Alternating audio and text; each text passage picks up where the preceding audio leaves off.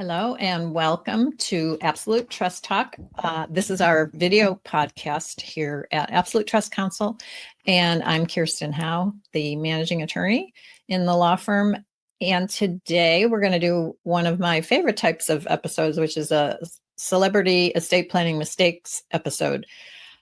We're going to be talking about Jimmy Buffett's estate. Jimmy Buffett was a songwriter and recording artist. He had a lot of famous songs. Margaritaville, probably the most famous, back in the 70s, 80s, long time ago. But I remember them well.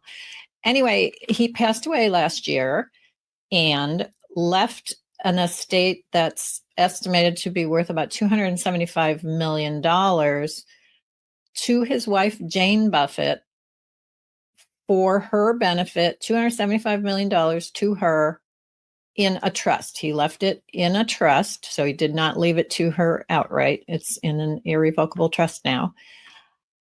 And Jane and another gentleman named Richard Mosenter were named as co-trustees of this trust for Jane's benefit. And they are not getting along. What a surprise. So what happened last week, why we're talking about it today, what happened is Richard Mosenter filed a lawsuit against Jane in Florida. Presumably that's where Jane lives, alleging that, she has been difficult. She's stood in the way of getting things done. She's made it impossible for the trustee, meaning the two of them together, to do their job. She's been uncooperative and asking that she be removed as a co-trustee. And also, Jane Buffett filed a lawsuit in California, presumably because that's where Richard Mosenter is located, basically asking for the same thing, asking that he be removed as her co-trustee. She made some slightly different allegations, but hers were more along the lines of, he's not sharing information with me. I still don't know what the financials are. And also, she has made some claims that the assets are not productive enough. In other words, he's not giving her enough money out of this trust. I read that she had been told that her annual income from this trust was going to be about $2 million, which, I could pretty easily live off $2 million a year. And I suspect most of my listeners also could. But two things. She's been a very wealthy woman for a lot of years, and maybe $2 million isn't enough to cover her lifestyle, the lifestyle to which she's become accustomed, the lifestyle that I'm sure her husband would want her to continue to have. And the other thing is, when you think about $275 million, and that's all the income they can produce is $2 million a year, there's something not quite right there. But anyway, those kinds of complaints about there's not enough income, that's really Jane as a beneficiary complaining.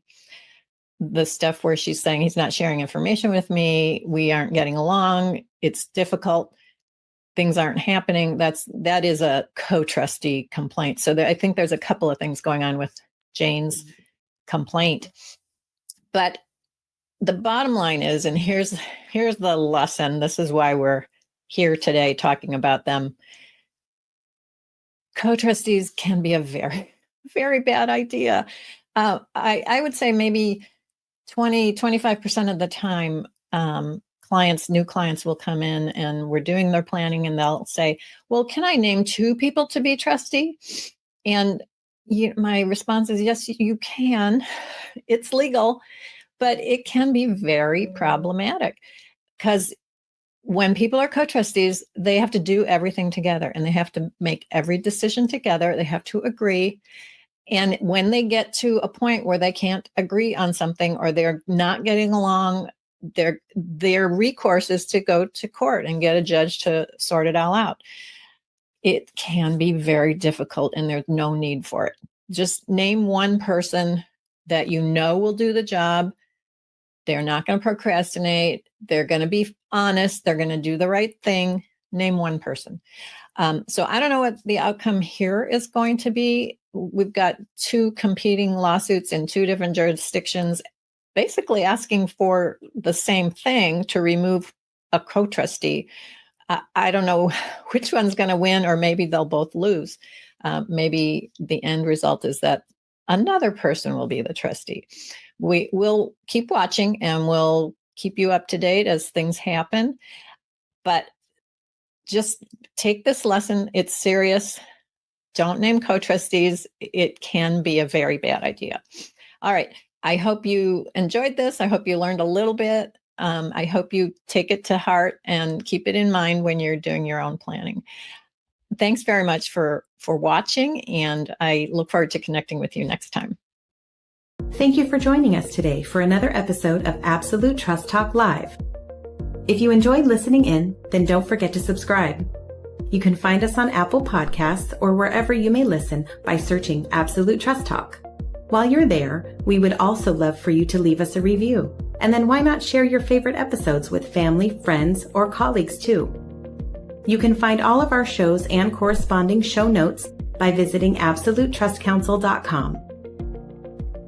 You'll also find a variety of other free resources, including our ebooks, videos, blogs, presentations, and more. If you need help with your estate planning or administration, we also offer a free discovery call to help get the process started.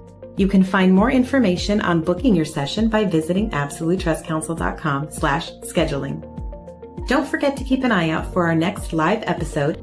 If you join us for the broadcast, you can submit questions during the show. But if not, don't worry. You can always get in touch with us by sending a quick message to info@absolutetrustcouncil.com. Thanks again for listening. We'll see you soon.